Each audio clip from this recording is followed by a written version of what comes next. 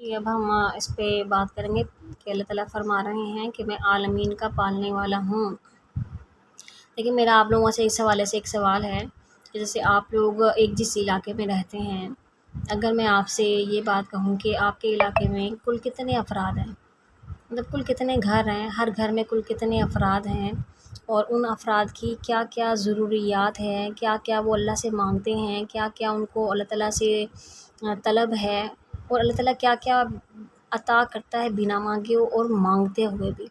تو میرا خیال ہے اس بات کی اگر آپ ایک ڈائری لے کر بھی چلیں گے اور گھر گھر بھی جائیں گے تو بمشکل آپ 2 سے 4 سے 5 یا 10 گھر کر پائیں گے تو آپ تھک جائیں گے۔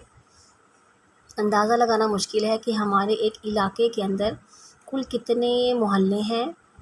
ایک کراچی شہر کی بات کر لیتے ہیں، یا ایک ہم اپنے اپنے گھر جہاں ہمارے گھر ہیں ان علاقوں کی بات کر لیتے ہیں کہ ہمارے علاقے میں کل کتنے گھر ہیں، ان گھروں میں کل کتنے افراد رہتے ہیں، ان افراد کے کل کتنے جو ہیں وسائل ہیں جن کے ذریعے سے ان کو پالا جا رہا ہے۔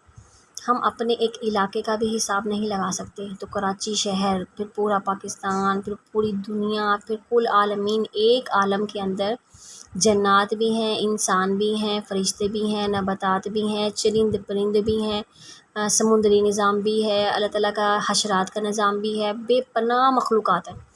کئی مخلوقات کو ہم جانتے ہیں، کئی مخلوقات کو ہم نہیں جانتے۔ اللہ رب العالمین کا سسٹم یہ ہے کہ وہ کہہ رہا ہے کہ میں پرورش کرتا ہوں تمام عالمین کی پرورش کرتا ہوں میں وسائل کے ساتھ۔ وسائل کیا ہیں؟ سمندر کے پانی سے بھاپ کا اٹھنا، بارش کا بننا، موجودہ جس جگہ پر زیر زمین کو زرخیز جو زمین ہے اس کو سیراب کرنے کی ضرورت ہے وہاں پانی کا برسنا، پانی اس کے برسنے سے موجودہ مٹی میں جو ہے نمی آنا، وہاں اناج کا اگنا، اناج کا اگ کر وہ اناج بندوں تک پہنچنا۔ اب اس اناج کے اگنے کے لیے ایک تو یہ بارش کا سسٹم ہے، سورج کا سسٹم ہے جو اس کو پوری وہ ہیٹ دے گا کہ اناج پکے، چاندنی کا سسٹم ہے کہ پوری وہ اس کے اندر اتنی وہ وٹامنس پیدا کرے، مٹھاس پیدا کرے کہ اس کے اندر وہ لطافت آئے۔ ایک سسٹم ہے، وہ کہنا میں پال رہا ہوں، میں پرورش کر رہا ہوں۔ کیا کبھی ہم نے اللہ کے اس ایک سسٹم پر غور کیا کہ وہ ہمیں کس کس ذریعے سے وسائل عطا کر رہا ہے؟ پانی کس طرح آ رہا ہے، اناج کس طرح ہم تک آ رہا ہے، ہماری اولادوں کی ضروریات کیسے پوری ہو رہی ہے، ہماری کیسے پوری ہو رہی ہے، آکسیجن کس طرح پیدا ہو رہا ہے، ہواؤں کا سسٹم کس طرح سے جاری اور ساری ہے، انسان کا سانس کس طرح سے چل رہا ہے۔ ایک چھوٹا سا حشرات کیڑا بھی جب چلتا ہے تو اس کیڑے کی کیا ضروریات ہیں، انسان کی کیا ضروریات ہیں، نباتات کی کیا ضروریات ہیں۔ اللہ تعالیٰ فرما رہے ہیں کہ میں عالمین کا پالنے والا ہوں۔ اچھا، اس حوالے سے اب ایک سوال میرا آپ لوگوں سے دوبارہ آتا ہے کہ اپنے اپنے پاس ایک کاپی پینسل لے لیجئے اور جتنا بھی ذہن وسیع آپ لوگوں کا ہو سکتا ہے اس میں لکھیں کہ کل کتنے عالمین ہو سکتے ہیں، اور اللہ تعالیٰ کس کس نظام سے، جو جو نظام آپ کے ذہن میں آئے، پانی کے نظام سے، یا جو ہے ہوا کے نظام سے، سورج کے نظام سے، چاند کے نظام سے، یا اللہ تعالیٰ مطلب کس طرح پرورش کرتے ہیں، چرند پرند کی پرورش کیسے ہو رہی ہے، ٹھیک ہے، اور حشرات کی پرورش کیسے ہو رہی ہے، انسانوں کی کیسے ہو رہی ہے، اللہ تعالیٰ کن کن وسائل سے ان کو عطا کر رہا ہے، کن کن وسائل سے ان کی ضروریات کو پوری کر رہا ہے۔ اللہ کتنا بلند تر ہے، جس ایک علاقے کا حساب ہم نہیں لگا سکتے، وہ عالمین کی پرورش کر رہا ہے، عالمین کو پال رہا ہے۔ بلند سے بلند تر ہے وہ ذات جو اپنے متعلق فرماتی ہے کہ حمد کی تعریف کے قابل صرف اور صرف اللہ۔ اب اللہ دیکھیں ہمیں یہ بات کلیئر فرما رہے ہیں کہ تعریف کی ذات صرف اور صرف خدا کی ہی ہونی چاہیے، آگے وہ اپنی صفت رب، یہ صفت رب ہے، اللہ کی ذات رب ہے کہ وہ اپنی جو یہ رب کا لفظ ہے اس میں اعظم ہے، بلند سے بلند تر ہے، بہت طاقتور ہے، جس میں وہ پرورش کر رہا ہے۔ رب العالمین وہ فرما رہا ہے کہ اللہ تمام تعریفوں کے ہی، اللہ ہی فقط صرف اور صرف اللہ ہی کے لیے تمام تعریف ہونی چاہیے کہ اللہ پرورش کرتا ہے تمام عالمین کی تمام ضروریات اور تمام وسائل کے ساتھ۔ یہ بہت بلند تر بات ہے، اس کو ہم بار بار اپنے ذہن میں اگر آپ لوگ تکرار کریں۔ میں آپ لوگوں کو ایک یہ بھی بات کہوں، جب بھی آپ کو ٹائم ملے آپ قرآن پاک کو لیجئے اور بار بار تکرار کیجیے کہ تمام تر تعریف اس اللہ کے لیے جو اتنا بلند تر ہے۔ اب آپ سوچیے کہ ہم ایک عالم کا اندازہ نہیں لگا سکتے، وہ کہہ رہا ہے میں عالمین کی پرورش کرنے والا ہوں۔ اب آپ یہ بتائیے کہ اللہ یا رب آپ کے ذہن میں کتنا بڑا ہے، اب کتنا بڑا اللہ رب ہمارے ذہن میں ابھی ہو گیا کہ ہم کہہ رہے ہیں کہ وہ کہہ رہے ہیں میں عالمین کی پرورش کر رہا ہوں۔ ہم ایک عالم کو پہلے اپنی کاپیوں میں لکھتے ہیں، اندازہ لگاتے ہیں کہ اللہ تعالیٰ کس کس طریقے سے وسائل دے رہے ہیں۔ یہ کرنے سے، یہ تھوڑا سا کام کرنے سے کیا ہوگا کہ آپ لوگوں کے ہمارے اپنے ہی ذہن وسیع ہوں گے۔ پھر وہی بات، جس کو جتنا قریب تر ہو کر ہم جانیں گے، جتنا قریب تر ہوں گے اس کے متعلق اتنی ہی باریکی کھلے گی۔ جتنی کسی کی قریب تر ہو کے ہمیں اس کی ذات کے متعلق پتہ چلنا شروع ہوگا، اتنی ہی لبوں سے اس کی تعریف ہم سے ادا ہوگی۔ تو جب ہم یہ لکھیں گے اپنے پاس کہ عالمین میں کتنی مخلوقات ہیں، ایک عالم میں چلیں جو ہمارا عالم ہے، کتنی مخلوقات ہیں اور اللہ کیسے کیسے ان کی پرورش کر رہا ہے۔ یہ میں دوسرا سوال آپ لوگوں سے کر رہی ہوں کہ موجودہ ایک عالم جہاں ہم رہتے ہیں وہاں کون کون سی مخلوقات ہیں، تو اللہ کن کن وسائل سے، ایک ایک لائن لکھ لیں، دو دو لائنیں لکھ لیں کہ کن کن وسائل سے اللہ ان کی مخلوقات کی پرورش کر رہا ہے۔ جتنا زیادہ آپ اس بات پہ غور کریں گے، آپ اپنی کاپی میں لکھیں گے، اتنا زیادہ آپ کی آنکھوں میں خدا کے لیے نمی آ جائے گی کہ میرا پروردگار اتنا بلند تر ہے کہ وہ اپنے بندے کی طلب سے پہلے اس کے وسائل پیدا کر دیتا ہے۔ فرمایا جاتا ہے کہ جب کسان اناج جب اگتا ہے تو کسان جب یہ جو ہوتے ہیں نا جو ہم کھاتے ہیں یہ اناج، کسان ایک دانہ بھی اناج کا مٹی پہ نہیں چھوڑتا، سارا اٹھا کے لے جاتا ہے۔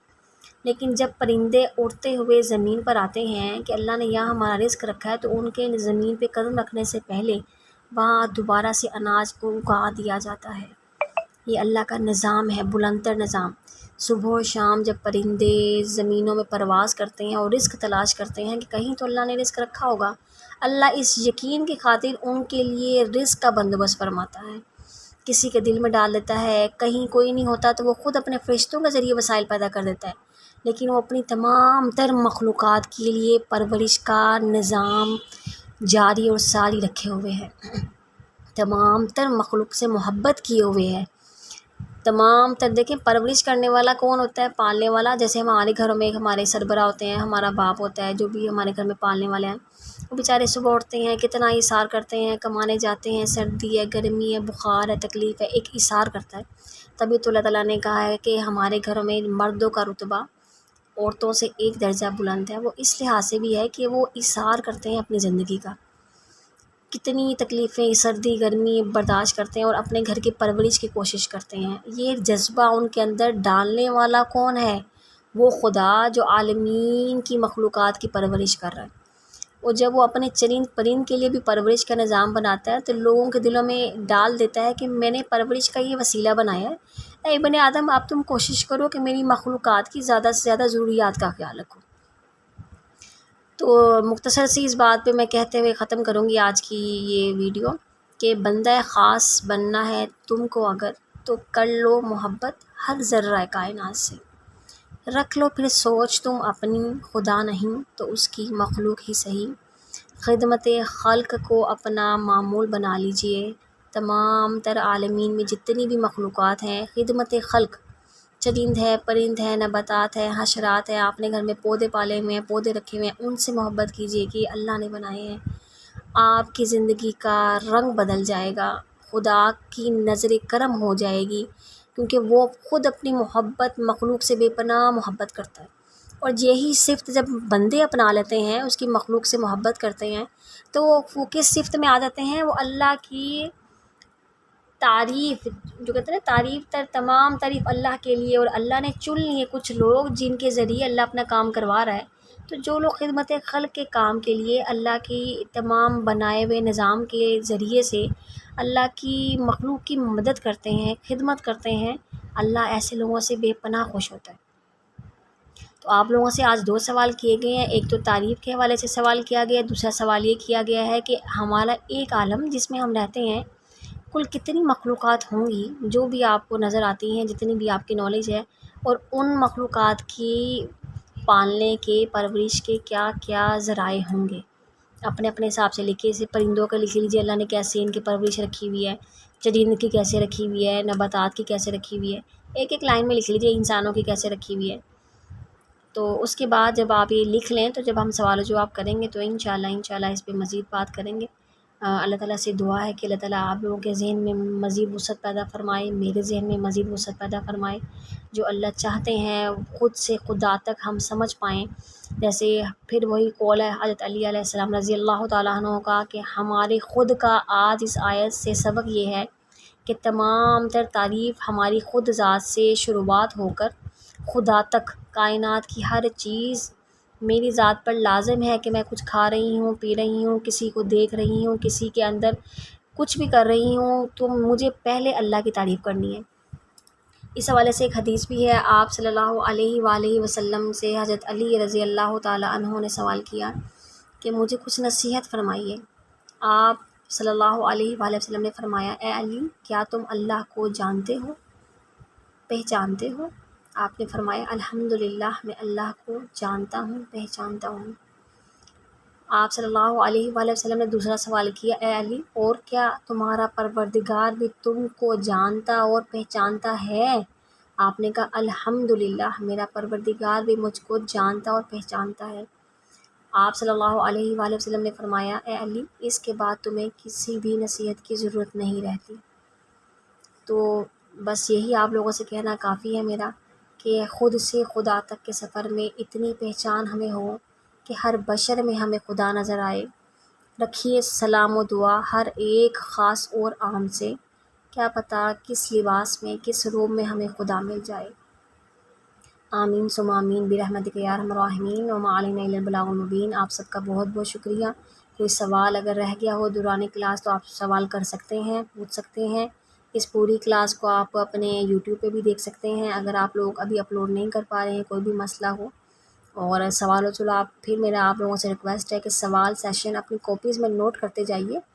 یہ کوئی اسائنمنٹ نہیں ہے اور آپ لوگوں پہ کوئی بڑا بوجھ بھی نہیں ہے، صرف ایک مختصر سا یہ سوال ہے تاکہ آپ جب تھوڑا سا ٹائم ملے تو سوچے تو صحیح، جب اللہ نے چن لیا ہے ہمیں تفکر کے لیے کچھ تو خدا ہم سے چاہتا ہے.